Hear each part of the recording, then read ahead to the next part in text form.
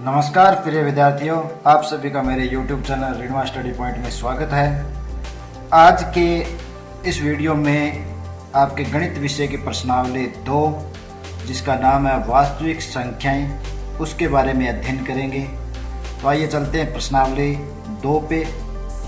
इससे पहले के जो वीडियो है उसमें आपकी प्रश्नावली 1 के पूरे 6 के 6 भाग पूरे हो गए हैं।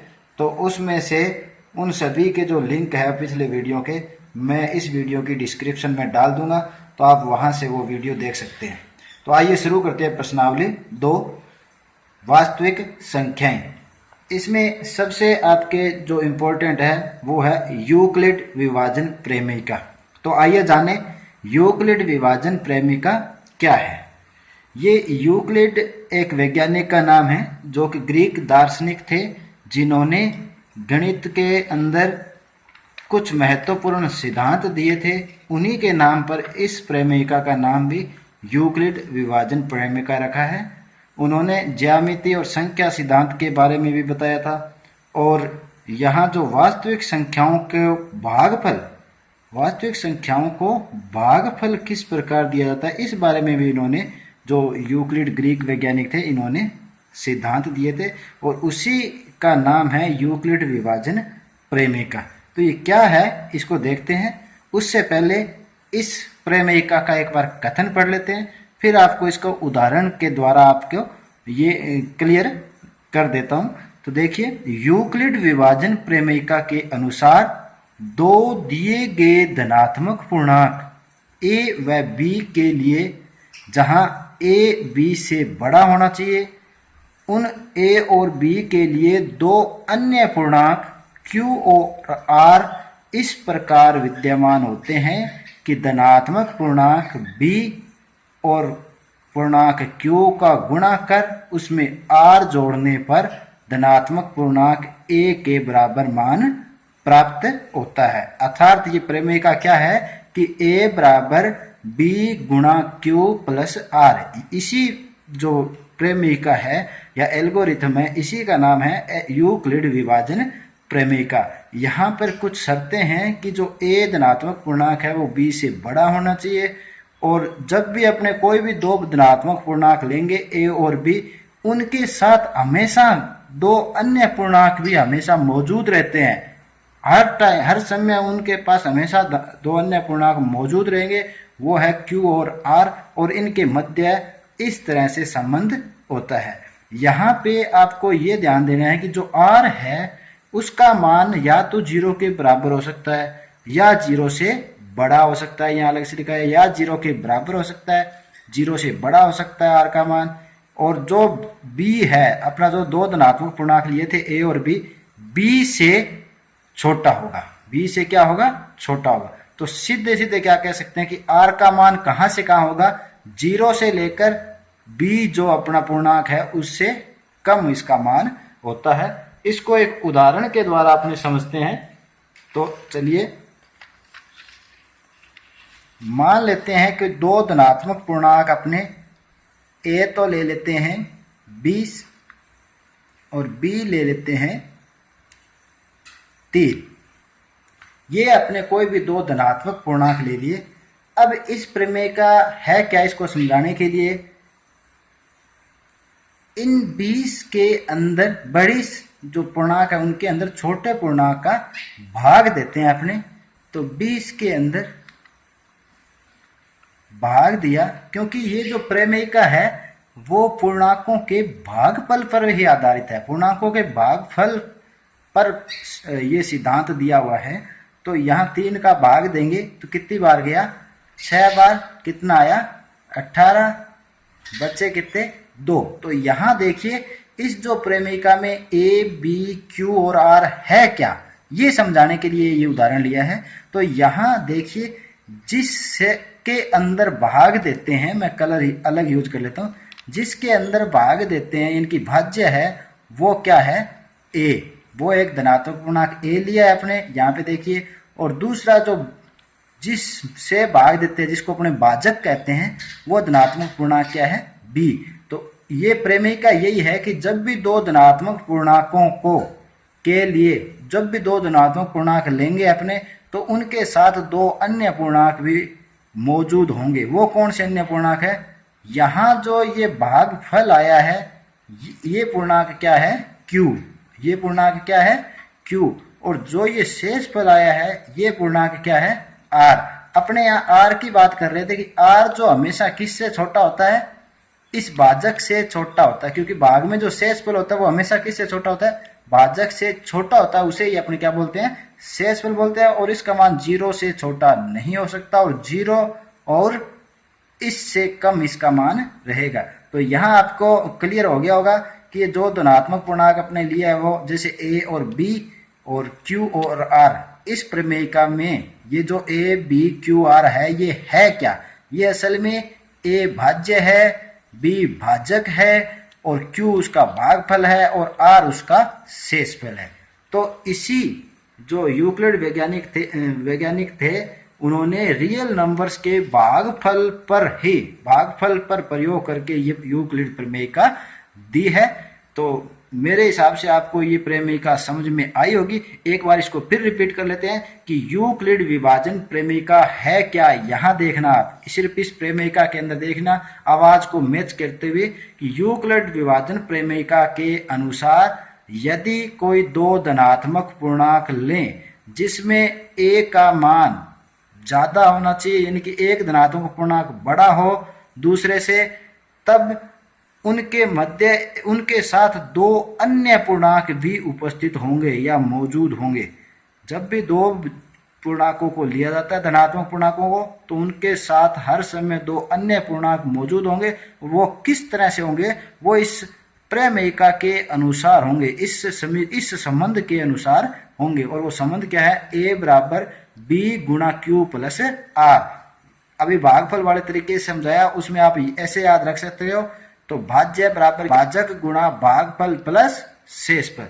और यहाँ पे जो R है या शेषफल है, उसका मान 0 के बराबर हो सकता है, 0 से बड़ा होगा, कम नहीं होगा, और जो भाजक से छोटा होगा। ये आपके यूक्लिड विभाजन प्रमेयिका है। अब इससे संबंधित आपकी पाठ्य पुस्तक में दो अनुप्रयोग दिए गए हैं। यूक्लिड विभाजन प्रमेयिका से संबंधित आपकी पाठ्य पुस्तक के अंदर कितने अनुप्रयोग दिए गए हैं? 2 दिए गए हैं। पहला तो है कि जो अपने प्रश्नों के रूप में आपके सामने आएगा कि आपको किसी भी धनात्मक पूर्णांक सम या विषम किसी की बात करें तथा उसके वर्ग या घन को रूप में दिए होंगे, और उन पूर्णांकों को आपको इस प्रमेय के लिए सिद्ध करना होता है। तो आइए चलते हैं प्रश्नावली 2.1 पर। प्रश्न संख्या 1 है कि दर्शाइए कि एक विषम धनात्मक पूर्णांक संख्या, किसकी बात कर रहा है? विषम धनात्मक पूर्णांक संख्या का वर्ग 8Q प्लस 1 के रूप में होता है। अपने को ये सिद्ध करना है कि कोई भी धनात्मक विषम जो धनात्मक पूर्णांक संख्या है उसका वर्ग इस रूप में होता है जहां Q एक पूर्णांक संख्या है। तो इसको अपने यूक्लिड प्रमेयिका के अनुसार ही सिद्ध करेंगे। चूंकि हम जानते हैं कि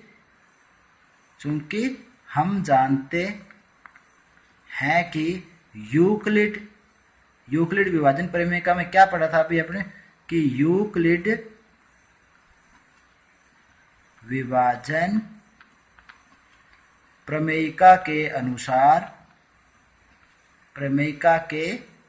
अनुसार कोई दो धनात्मक पूर्णांक, तो अपने यहाँ पे क्या लेते हैं? A व B, जहाँ पे क्या है? A का मान ज्यादा है B से, यानी कि ये बड़ा होना चाहिए। A व B दो धनात्मक पूर्णांक है। A व B दो धनात्मक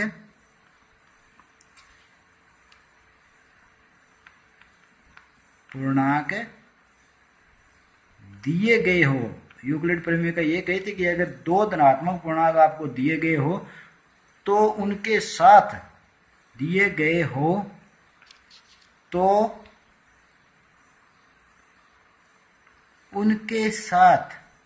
दो अद्वितीय पूर्णांक उपस्थित होंगे।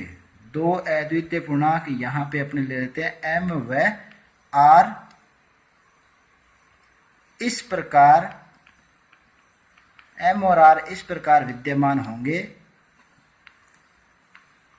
इस प्रकार विद्यमान होंगे। किस प्रकार विद्यमान होंगे?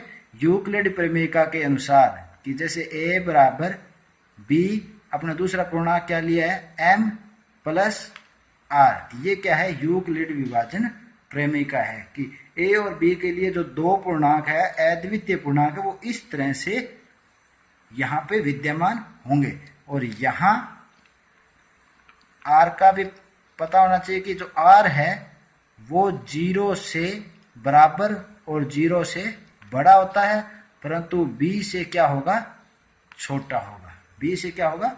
छोटा होगा। यानी कहने का मतलब है कि r का मान 0 से लेकर b तक होता है, b से छोटा होता है। चलिए अब मानते हैं, अपने को सिद्ध ये करना है कि विषम धनात्मक पूर्णांक का वर्ग इस रूप में होता है। तो r के अपने पास कितने मान होंगे? यहाँ पर b का मान अपने मानना है। किस प्रकार मानेंगे उस मान को? कि जो अपना प्रश्न दिया है कि एक विषम धनात्मक पूर्णांक संख्या का वर्ग 8q प्लस 1 के बराबर होना चाहिए। यानी कि इस b का वो जो मान लेंगे अपने, वो जो संख्या के अंदर 8q प्लस 1 दिया है, इस रूप में मान होना चाहिए, सिद्ध करना है। तो यानी कि ये b का जो मान लेंगे आप, उसका वर्ग के अंदर इसका भाग जाना चाहिए। तो ऐसा मान इस b का मान लेते हैं। तो यहाँ पे मैं देखता हूँ, अगर b का मान छोटा लेने की कोशिश करेंगे। अगर b का मान 1 लेते हैं तो 1 का वर्ग तो 1 होता है, उसमें 8 का भाग नहीं जाएगा, तो अपना प्रश्न हल नहीं होगा। तो इसी तरह b का जो मान है वो कम से कम मैं 4 लेता हूँ, तो 4 चौका 16, 16 में इसका भाग जाता है। तो मानना b बराबर 4, b का मान क्या ले लेते हैं? 4 मान लेते हैं। तो अब इसके अंदर इस समीकरण में देखिए, तो a बराबर 4m प्लस r। तो यहाँ पर ये जो समीकरण है इस रूप के अंदर आ जाएगी। तो अब r के मान अपने यहाँ से पता लग गए कि r के मान कितने हो सकते हैं। अभी अपने बात की थी का r का मान या तो 0 के बराबर होगा या 0 से ज़्यादा और b से कम। तो यहाँ पे b अपने पास कितना है? 4 ले लिया। तो इसका मतलब r का मान, अतः r के अब अपने पास मान आ गए, वो कितने आ गए? 0 से लेकर 2, 3 और 4। ये इसके 0 से लेकर 3, 4 नहीं लेंगे क्योंकि 4 क्या है? b है और b से कम इसका मान होता है। तो r का मान हो गया 0, 1, 2 और 3। तो अब अपने क्या आता है, उस प्रश्न को सिद्ध करने के लिए अब प्रमेयिका के अंदर ये जो समीकरण 1 है, इसमें r के अलग अलग मान लेकर अपने a के मान निकालते हैं। तो आइए पहले लिखते हैं, यदि r बराबर 0 तो a का मान कितना होगा? तो a बराबर 4 का 4 लिखना है, m का m लिखना है और यहाँ पे प्लस r की जगह क्या लिखना है? 0। तो 4m और 0 कितने हो गए? 4m। यदि r बराबर 1 ले तो a का मान कितना हो जाएगा? तो a बराबर 4 का 4, m का m, और अब इस समीकरण में r की जगह क्या लिखेंगे? 1। तो r बराबर 1 के लिए a का मान 4m प्लस 1। इसी प्रकार r बराबर 2 हो तो a का मान कितना हो जाएगा? 4m plus 2। इसी प्रकार अगर r बराबर 3 हो तो a का मान कितना हो जाएगा? 4m plus 3। तो ये अपने पास a के मान आ गए। प्रश्न क्या है ये देख लीजिए कि दर्शाना है कि एक विषम धनात्मक पूर्णांक संख्या का वर्ग 8q प्लस 1 के रूप में होता है। इस संख्या का वर्ग 8q प्लस 1 के रूप में होता है। तो देखिए यहाँ पे अपने इनका वर्ग करेंगे तो उससे पहले अपने को सिर्फ विषम पूर्णांक लेने हैं। तो यहाँ देखिए 4m और ये 4m प्लस 2, ये दोनों क्या है? समधनात्मक पूर्णांक है। क्योंकि सम क्यों है कि इसमें से भी 2 कॉमन आ सकता है और इनमें से भी अपने 2 कॉमन आ सकता है। तो ये क्या है? समधनात्मक पूर्णांक है। अपने यहाँ पे विषम धनात्मक पूर्णांक लेने हैं, जो इसमें दो है, 4m+1 और 4m+3। ये दो विषम धनात्मक पूर्णांक है, इनको लेकर ही प्रमेयिका को सिद्ध करना है। तो लिख देते हैं उपर्युक्त में से 4m+1 व 4m+3 विषम धनात्मक पूर्णांक है। विषम धनात्मक पूर्णांक है। अब इनको लेके सिद्ध करेंगे। तो पहले अपने इसका वर्ग करते हैं। उन्होंने कहा कि संख्या का वर्ग करना है, तो 4m+1 का वर्ग करते हैं। तो देखिए a+b का वर्ग हो गया ये। इसमें क्या फॉर्मूला लगेगा, a+b का वर्ग हल करेंगे तो a का वर्ग कितना हो गया, 16m का वर्ग प्लस 2ab, तो 2 चौके 8m और प्लस b का वर्ग। तो यहाँ देखिए इन दोनों में कॉमन क्या आ रहा है, 8, तो अंदर क्या बचा, 2m का वर्ग प्लस m और बार प्लस का 1। अब देखिए यदि मैं यहाँ पे 2m का वर्ग प्लस m को q मान लूँ तो क्या हो जाएगा, 8q+1। यहाँ पे लिख देना है कि 2m² प्लस m बराबर q, और ये q क्या है, एक पूर्णांक है। ये q क्या है, पूर्णांक। कैसे देख लो, क्योंकि दो पूर्णांक है और m जो अपने प्रश्न में शुरुआत में माना था कि a और b एक धनात्मक पूर्णांक है, जिनके लिए m और जो r है वो अन्य पूर्णांक होंगे। तो ये भी पूर्णांक है। पूर्णांक का वर्ग को पूर्णांक से गुणा करेंगे तो पूर्णांक आएगा, और उसमें पूर्णांक जोड़ने से पूर्णांक प्राप्त होता है, इसलिए ये पूर्णांक है। तो पहला तो कथन ये सिद्ध हो गया कि भी किन्हीं भी विषम धनात्मक पूर्णांकों का वर्ग कितना होता है, इस रूप में होता है। इसको और लेकर अपने इसको सिद्ध कर लेते हैं। 4m+3 दूसरा धनात्मक पूर्णांक है, इसका भी वर्ग करके देखते हैं कि ये 8q+1 की फॉर्म में आता है या नहीं। तो इसी में वही फॉर्मूला लगेगा। यहाँ देखिए 16m का वर्ग प्लस 24m और 9 को दो टुकड़ों में बांट लेते हैं, 8 + 1। दो टुकड़ों में क्यों बांटते हैं, क्योंकि ये 8 इसमें से कॉमन अपने को लेना है। तो देखिए इसमें से 8 कॉमन ले लेते हैं, तो यहाँ क्या रहेगा, 2m का वर्ग प्लस 8 × 24, 3m और प्लस 1, बाहर प्लस 1। यदि यहाँ पर इस पूरे को q मान लूँ तो क्या हो जाएगा, 8q+1। यहाँ लिख देते हैं कि यहाँ 2m² प्लस 3m+1 बराबर q, और जो कि ये क्या है, पूर्णांक है। अतः अब आप देखिए कि जब भी दो धनात्मक विषम पूर्णांक, ये अभी विषम पूर्णांक अपने निकाले, धनात्मक विषम पूर्णांकों का, किसी भी धनात्मक विषम पूर्णांक का वर्ग करेंगे तो उसका जो वर्ग है 8q+1 के रूप में आता है। यहाँ भी देखिए, और यहाँ एक बार फिर आपने करके देखा है तो इसमें भी 8q+1 के रूप में आता है। अतः सिद्ध हो गया अपना जो प्रश्न क्या था, कि अतः सिद्ध है कि एक विषम धनात्मक पूर्णांक संख्या का वर्ग हमेशा 8q+1 के रूप में होता है। तो आज के लिए इतना ही। उम्मीद करता हूँ कि इस वीडियो में जो पढ़ाया है वो आपको अच्छी तरह समझ आया होगा। तो मिलते हैं अगले वीडियो में। धन्यवाद।